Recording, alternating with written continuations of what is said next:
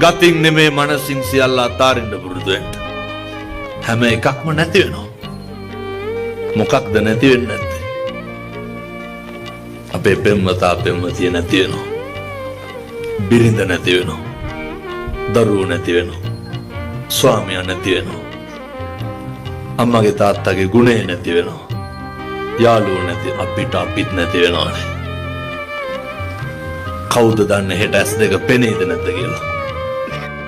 කාට මොක කෙරුවත් කමක් නෑ, අන්තිමේට අපිට අපි විතරයි කියන එක මතක තියාගන්න.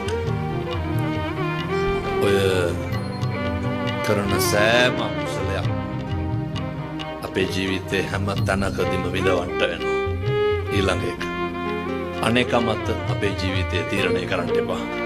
පින් පව් කඩා වැටීම අනේක මත තීන්දුව తీරන ගන්න එපා. මෙහෙම දේශනා කරේ කාලෙකින් හම්බෙච්ච මනුෂ්‍යාත්ම භාවය නිකන් නිස්කාරණේ නාස්ති කරගන්න එපා. අද ඒ මරු පින් කරගන්නේ කුමටද කුසලට කම්මැලි වන්නේ? හොඳ සත්පුරුෂ විදියට ජීවත් වෙන්න.